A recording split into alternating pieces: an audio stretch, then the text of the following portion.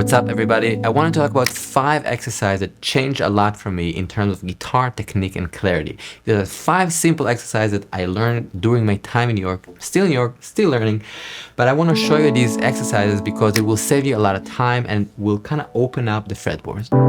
Very big news, we're coming to play a Europe release tour. These are the dates, these are the cities, these are the ticket links as well. Please share with a friend that might want to see my trio playing a release show. It'll be very, very special. It's been a while. Thank you again for supporting the whole path with Eden. He's feeling much, much better. He's home. We finished radiation. We finished chemo. Little by little, we're coming back to the world and I'm very, very, very excited to play some music. So if you are in these cities, please say hi. If you're not, send it to a friend that might be in those cities. Thanks again. Let's dive in. The first one is extremely simple, and it's important for us as musicians, as guitarists, to understand where things are on the neck. And this would really help a lot. I mean, this idea of knowing where the notes are. And as simple as it may sound, it's not that clear for a lot of people. And this exercise specifically will help a lot seeing the fretboard and seeing where notes are. It's also really good for ear training and understand how things sound. Okay, so I'm taking the E string and I'm aware that it's the E string and I'm finding the next note, which is E, and is here. And I'm gonna play all the octaves of the E and I'm seeing this E here as well. And I'm also aware that the open string is here. So I have this E, another E, another E, and another E. These are all the note E, E, E, E, E. I'm gonna go forward in that idea, and I'm seeing it already, but you need to find, which is totally fine, but we're trying to find all the E's. And then I'm going to find the E here, here, here, and you can also see it here. This is the 12th fret, this is where the guitar restarts. So do it again very slowly and we'll go through both sections of the guitar, section 1 and section 2. So E, E, E, E, E, E, E, and again, E, E. You can get the overtones as well. Now, it's really, really important when you're doing that to see and to tell yourself, okay, this is this note E, because once I start doing that, I can really see the fretboard. And of course, we're not gonna stop, the note E, we're gonna continue to the note F. So this also forces me to understand the relationship between the notes, because I know between the note E and the note F, we have a half step. This is why this is the note F. So right away I say, okay, this is the E string and this is the E string. So this is F, so this is F. And I start seeing those Fs. Don't give an F. I need to see it. Again, F, F, F, F, F, F, F, F, F, F, F, F. Gonna go back to E. E, E, E, E, E, E, E, E, E, E. And you can do it slower, but I want to try start seeing those notes across the board. What about G? Well, between F and G, we have a whole step. So I have an open G, I have a G here, and then I can go to this G, these Gs. All the Gs are around. The point here is understanding that the notes repeat in tremendous amount on the fretboard, and it's indeed confusing with guitar, but it's really helpful to see it. If you want to get the most out of this video, there's a full transcription with notation and tab on Patreon. There's also 1 week free trial, so you can check it out and a bunch of other videos and materials there. Thanks. This next exercise also sounds beautiful, but it's also helping a lot in order to see and understand music. So what I mean here is I'm going to take one note, this note F, and I'm going to play a fifth from that. So when I'm doing that, I'm also trying to think of what would that note be. So F to C, that's a fifth. And in doing that, I'm starting to understand music theory, or not really theory, music. So F to C, then I'm going to play another fifth. C to G. Okay, G, again another fifth, G to D, D to A to E. So I'm getting the sequence of fifths.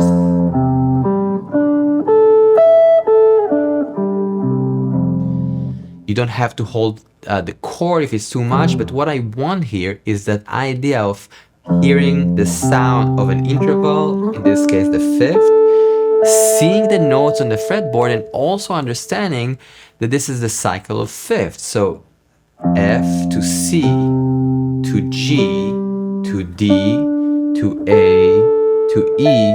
If you want, you can keep going, but I'm gonna kind of keep it here. So it's already kind of a stretch, so I'm gonna keep this sound like that.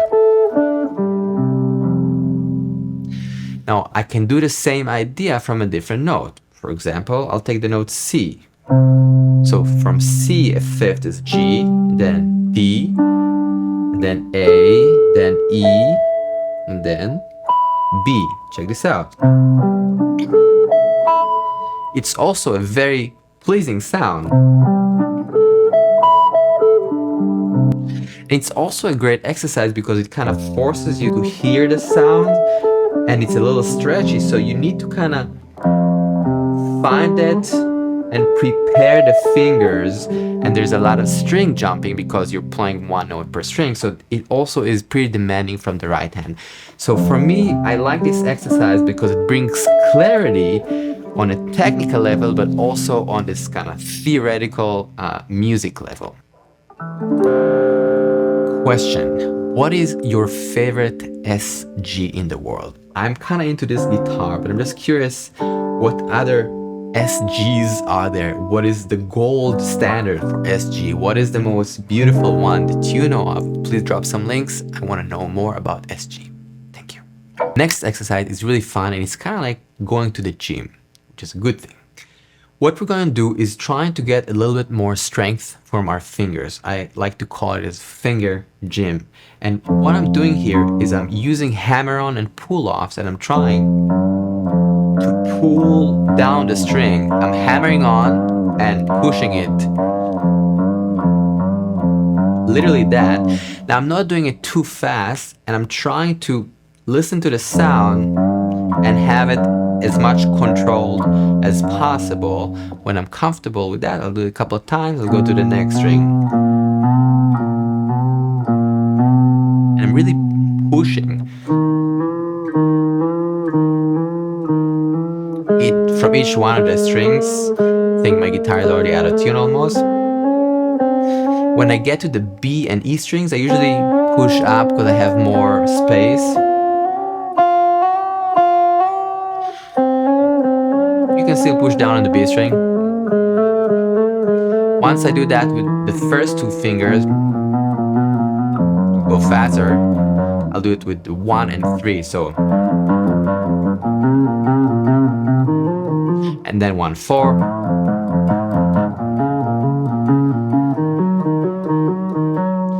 Once you start doing that, you start feeling the tension, but you don't want to get too much tension. You want to try to be loose, but still creating some strength. And then I'll do it with 2 and 3. And then 1 and 4. So I'll go up and down the fretboard. And then also 3 and 4, which is the hardest for me.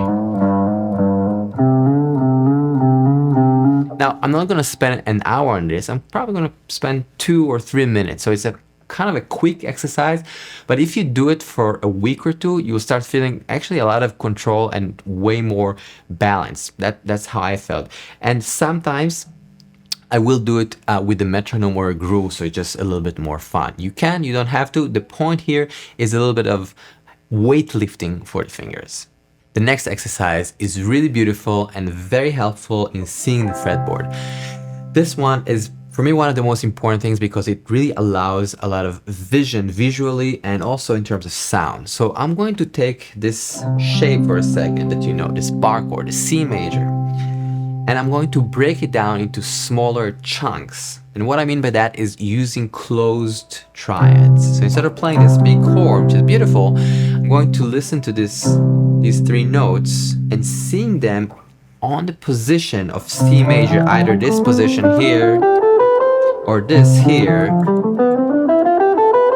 And I can see how the notes, this bar chord, is connected to these sounds. So check this out. So the first sound, this is C major, root position. From here I'm going to go here, which is again first inversion, and then I'm gonna go here, which is again resembles this bar chords, those three notes. I'm gonna continue, continue, and continue. So what I'm getting here is do, root position C, Mi, first inversion C major, Sol, second inversion G in the bass, Do, root position Mi, first inversion Sol, second inversion C. So I'm showing it because you can see, you can almost see the C major position here when I'm playing it, and you can see these bar chords running around, these closed triads. And the reason it's so important, because when we're soloing and playing notes and lines, these notes, the 1, 3, 5 of the chord, again, the context of C is the 1, 3, 5. So they're extremely important, extremely powerful notes. So seeing them and hearing how they sound, again, root position, first inversion, second inversion, Do, Mi, Sol, is extremely powerful. Now, it can sound like a lot of work, but actually, again, there are very little shapes. Do, a lot of logic. Mi, 12, 10, 10. Sol, Do, Mi, 10, 10, 9. Do, Mi, Sol, 10, 9, 8. Mi, Sol, Do, 8, 9, 8, 8. So, root, first, second, root, first, and second. This will open up the fretboard tremendously, and of course you can kind of play it slowly, 2, 3, 4, until you get a groove for that. 4, 1, 2, 3, 4. And when I'm playing these shapes, I keep telling myself the sounds and the notes. I'm trying to connect to how it sounds. Do, root position Mi, first inversion Sol, second inversion C major, Do. Because when we're playing all these ideas, we're basically embellishing all these notes around the triad. This one is really, really cool. So sometimes it's hard for people to see the repetition around the neck. So this shape specifically really helps seeing how the notes repeat and therefore have more flexibility when you're soloing. So I'm going to take the C major, but I'm going to play G, the 5, 1, 2, 3. So I'm basically playing 1, 2, 3, 5. I'm repeating that sound in 3 octaves, and I'm seeing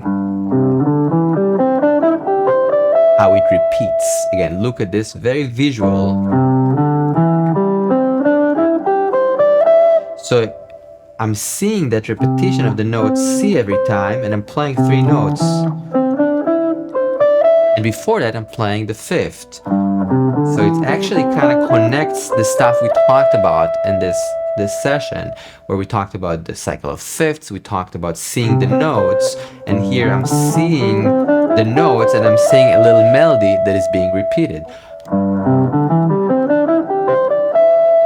And that allows me a lot of flexibility. If I wanted to, I could move that idea into other centers. For example, the same way we are seeing the note C as a center, we can also see the note F. So I'll do the same thing.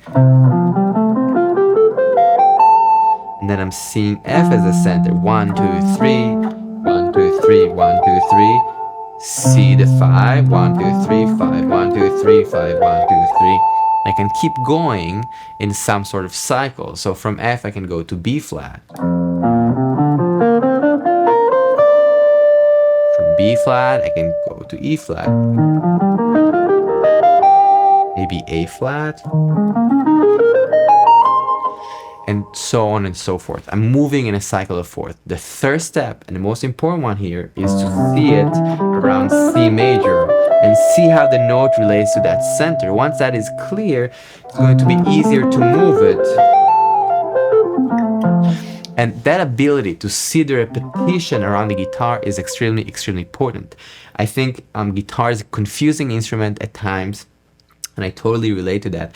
So all our efforts in seeing the notes, in hearing the information, in trying to make sense out of this instrument will yield in a lot of more freedom and a lot of more dexterity and clarity of intention.